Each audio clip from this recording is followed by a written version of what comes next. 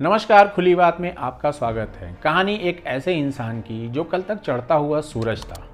वो जिस मिट्टी पर हाथ रख देता वो मिट्टी सोने की हो जाती, या ऐसे कह लें कि वो जिस चीज़ पर भी हाथ रख देता उसे सोने का बना दिया जाता था। मशहूर दार्शनिक चार्वाक ने कहा था कि जब तक जियो सुख से जियो, चाहे कर्ज लेकर घी पियो।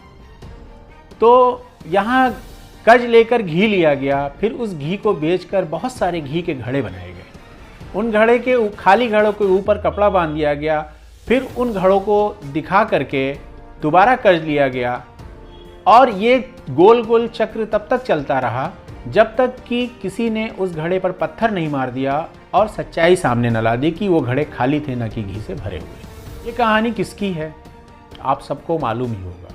अगर नहीं मालूम है तो बता देता हूँ, ये कहानी उस सेठ की है जो अभी तक सफलता की रॉकेट की नोक पर सवार ऊंची उड़ानें भर रहा था, और अचानक से एक ऐसा झटका लगा कि सेठ का बैलेंस गड़बड़ा गया और वो रॉकेट की नोक पकड़ के लटका हुआ है और हाथ पांव मार रहा है। पिछले 7 दिनों से कोई दिन ऐसा नहीं जा रहा है कि जब उस सेठ को झटके न लग रहे हों और वो तड़फड़ा न रहा हो। उस सेठ का नाम है गौतम अडानी, जो गुमनामी की दुनिया से निकलकर अचानक दुनिया का तीसरा सबसे अमीर आदमी बन गया।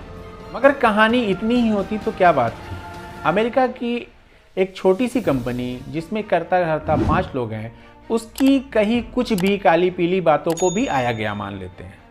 साथ ही ये भी मान लेते हैं कि हिडेनबर्ग और उसके लोग एक मौका परस्त व्यापारी हैं जो अडानी की कंपनियों को शॉर्टलिस्ट कर करके उससे पैसा कमाना चाहते हैं। लेकिन पूरे सरकारी अमले की चुप्पी डरावनी है।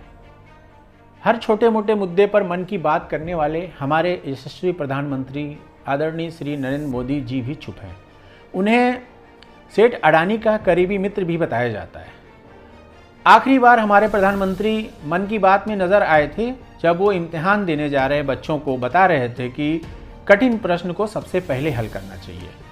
मोदी जी के नज़र में भारतीय अर्थव्यवस्था का प्रतीक शेयर बाजार में रोज होती उठापटक शायद सबसे आसान सवालों में है, जिसको वो काफ़ी बाद में हल करना चाहेंगे। हमारे वित्त मंत्री निर्मला सीतारमण जी भी बजट पेश करने में बिजी थी।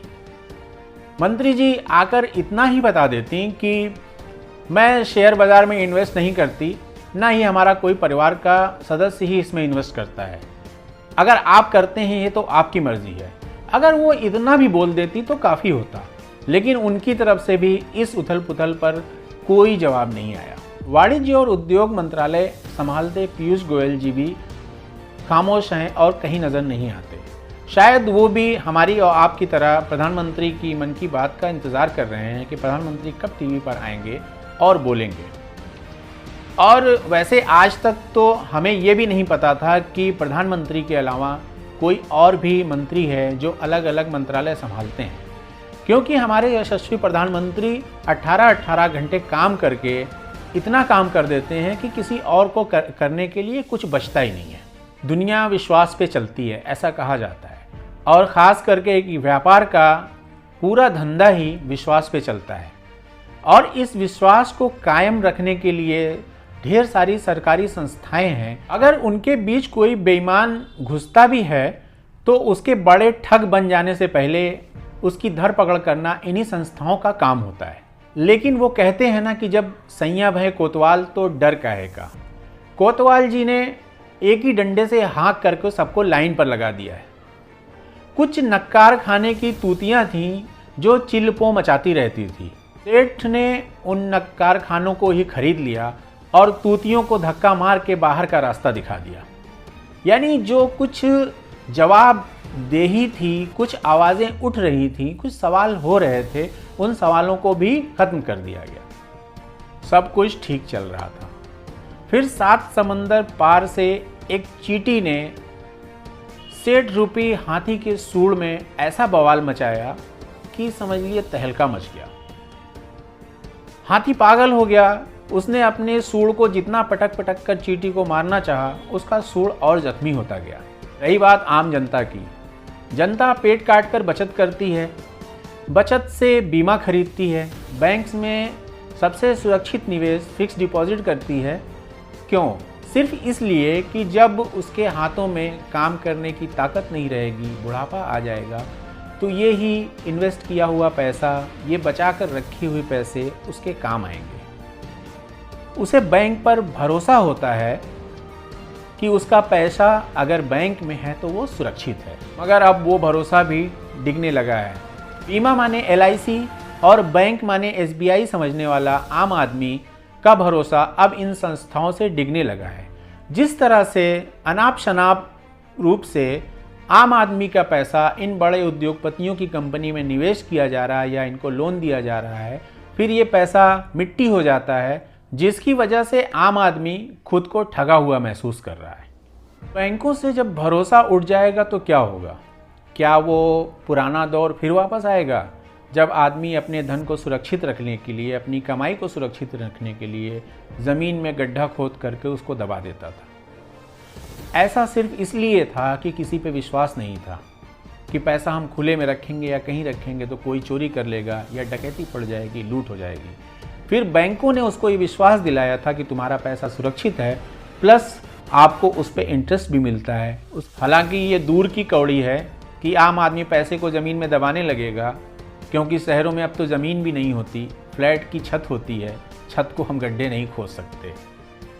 आज हर आदमी जब सुबह में उठता है तो भरोसा कितना डिगा हुआ है इससे महसूस कीजिए कि वो सबसे पहले न्यूज़ खोलता है, समाचार चेक करता है कि क्या उसका बैंक सुरक्षित है या उसका बैंक चल रहा है, कहीं ऐसा तो नहीं हुआ कि बैंक दिवालिया हो गया। सरकार विरोधियों को तो छोड़ ही दीजिए, उन पर तमाम आरोप रखते रहते हैं कि उनका काम ही है मीन मेख निकालना, कभी वो सरकार की तारीफ ही नहीं कर सकते। लेकिन जो सरकार की हर बात का आंख बंद करके समर्थन करते आए हैं, वो क्या करेंगे? क्या वो इंतज़ार कर रहे हैं कि प्रधानमंत्री जी फिर से 8 बजे आएंगे और उनके सवालों का जवाब देंगे?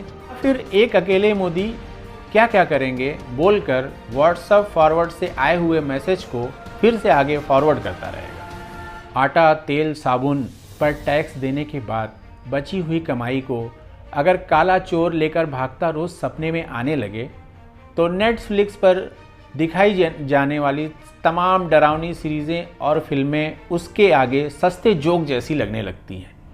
हमारा मकसद आपको डराना नहीं है। कोविड के बाद से ही तलवार की धार पर चलता आम आदमी, जिसके लिए दूध का जला छाछ फूंक कर पीने वाला मुहावरा भी महंगा प्रतीत होता है, पेट के गुब्बारे में कितनी हवा बची है ये तो आने वाला टाइम ही बताएगा। लेकिन आम आदमी के ट्यूब में पंचर की तादाद रोज़ बढ़ती जा रही है। आखिर वो चिप्पी साट कर कब तक कुत्ता फेल साइकिल का पेडल मारता रहेगा? उसके अंदर बर्दाश्त की कितनी ताकत बची है, ये देखना दिलचस्प होगा। दिलचस्प लफ्ज़ इस्तेमाल करना अश्लील प्रतीत होता है, लेकिन उसके आसपास का कोई ऐसा शब्द नहीं मिलता जिसको यूज़ किया जाए, तो इसी से ही काम चला लेते हैं।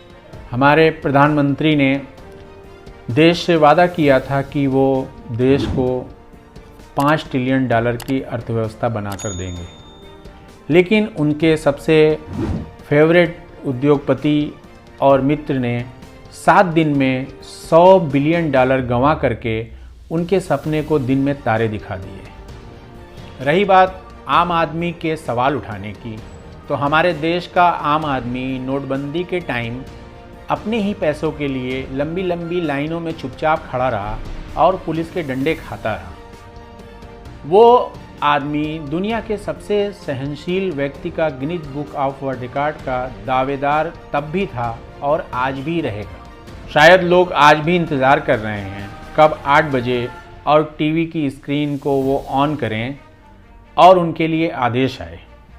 उन्होंने अपनी थाली और बेलन को विम बार से चमका कर रखा है, क्योंकि थाली की आवाज़ के साथ साथ उसकी चमक भी ज़ोरदार होनी चाहिए। कहानी मुख्तसर इतनी ही है कि रोज़ शेयर बाज़ार में होते उठापटक से आम जनता को उतना कोई सरोकार नहीं है, लेकिन उसकी जेब से निकला हुआ एक एक रुपया बहुत ही महत्वपूर्ण है।